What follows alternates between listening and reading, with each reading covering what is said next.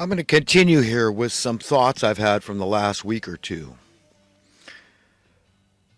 Does it seem like the human forces for evil, all those opposed to humanity's attaining ever progressive, increasing happiness, those whom actually seek and impose the opposite, operate in unison? As if the top of their chain of command, they work in lockstep with one single grand poobah of evil, hence a satanic entity. I strongly contend that is exactly the paradigm. It's all these establishmentarians that support this beast system. It's a very sad situation, my friends. California, the guinea pig state, leading the way in America to a deep, dark, dangerous, inducing form of hopeless feudalism through the devaluing of human beings.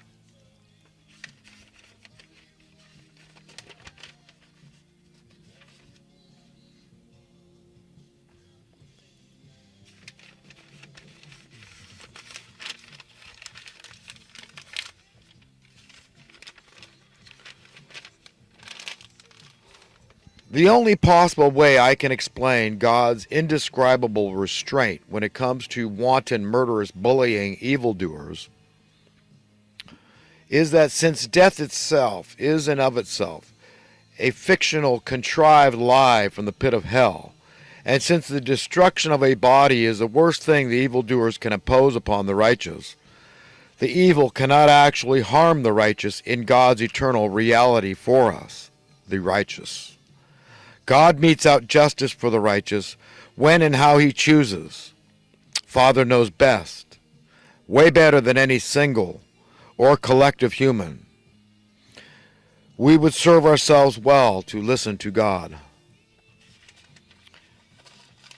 And men, you would serve yourselves well to listen more to women. Our society, our civilization would serve itself well to listen more to women.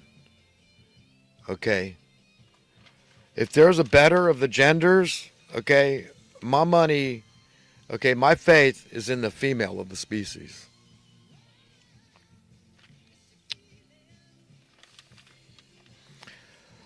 I know, because God knows, what's really bugging you. It's a godly instinct of compunction. While you yearn to be free, or enjoy the freedom you have seized, you fail to do so, knowing on a subconscious level you cannot rightly enjoy your freedoms while others are suffering unnecessarily through undue chains thrust upon them from the established beast rule system. That's right, and I've explained how that's happened. Okay, unsound economic policies, anti-capitalistic policies. Okay, this is what's created the poverty, the wealth disparity. This is how they steal your wealth. The deliberate remission of giving commensurate cost of living adjustments to minimum wage workers over the years, debasing our currency at the same time, raising our cost of living, the cost of the inflation. Okay, this is how they've done it, and we're in a lot of trouble, my friends, and God help us. That's all I can say. God help us, because we need it. Turn to God for help, okay, because we need it, man. We're in a lot of trouble with this national debt and all this stuff. God, I mean, these people, they're evil. I mean, there's just no better word to describe the rulers of this world that are controlling the issuance of currency, and their political cohorts who rubber stamp whatever they say, whatever comes out of the mouth of the beast. These political sycophants have double-crossed. They're traitors to we the people, to the Constitution of the United States. They've destroyed us. How are we going to turn this thing around? What's it going to look like? Okay, when people finally realize we hit the wall. Okay, what we need is cost of living deflation. We need our currency to go up in worth. What's that going to look like? We need to get rid of this national debt. Okay? What's that going to look like? How's that going to, you think that's not going to be traumatic for a lot of people? We're in a lot of trouble. We need God. Only the finger of God is going to help us turn this thing around. Only. I'm fully convinced. But empower yourself, fight the good fight, do everything you can, be willing to die for the cause. What God tells you, you say. You speak truth to power to anybody that'll listen. You lead horses to water. You don't want their blood on your hands or on your head. If you do nothing, that's what you get. You've got to do something to reach people and help them understand.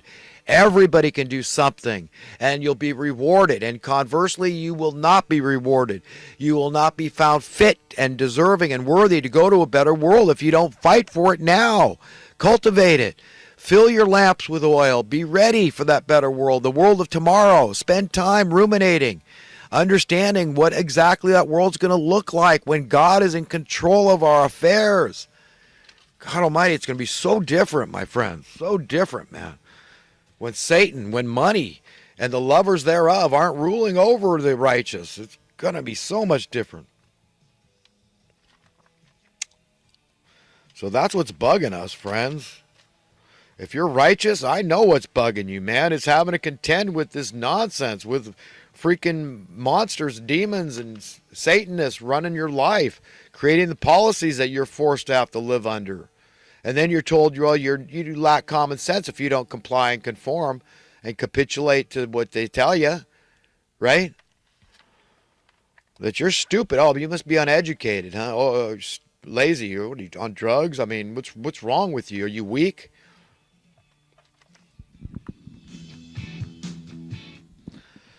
Since the first step to creating, to manifesting, and realizing anything of a constructive, innovative, progressive nature is simply thought, is imagination, does it not stand to reason that the same holds true for the hereafter? Shouldn't we think through precisely what kind of a world we want to live in? Why should we ever accept an iota of compromise on this eternal path to perfection? We shouldn't. An elitist, quote, plantation owner mentality pervades our culture, and it ain't pretty. The day is approaching when the good folks run the show. Then it will be very pretty.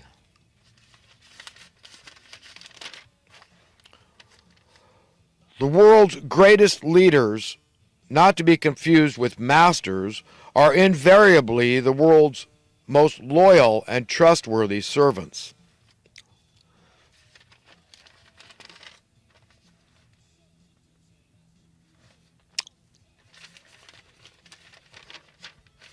Every person whom is honest must admit that societal problems are easily solvable. But as long as great profits for select and powerful special interest groups are gleaned from these problems, societal problems cannot be solved. Again, you see what we're up against? We're up against freaking very, very, very powerful monsters. The people controlling this world, man, they're gnarly, man, gnarly. But that can't make you give up. You know, that can't dishearten you to the point of giving up. We can all do something. I am strongly opposed to unnecessary human suffering. Shouldn't we all be? There exists not one single valid logical reason why anyone would condone or even accept unnecessary human suffering. By default, such persons that would accept it are evil. That's right, complacency toward the unnecessary suffering of your fellow human beings, that makes you evil. You cannot sit there on the sidelines and be indifferent. You got to get in the fray. Okay, that's the only way that we're going to fix these problems. It's God giving you the wherewithal to do something. Okay, to speak truth to power, and anybody else that'll listen. To lead those horses to water. You can't make them drink. That's not your responsibility. But you tap into the Spirit of God to be as effective as you can. So you have the right attitude, the right tone of voice when you're trying to reach people with the truth, the whole truth, and nothing but the truth, with accurate knowledge, information, wisdom, and truth.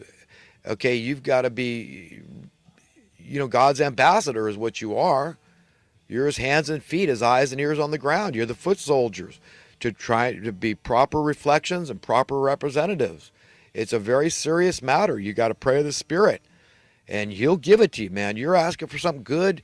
You're saying, God, I just want to win friends for you is what you're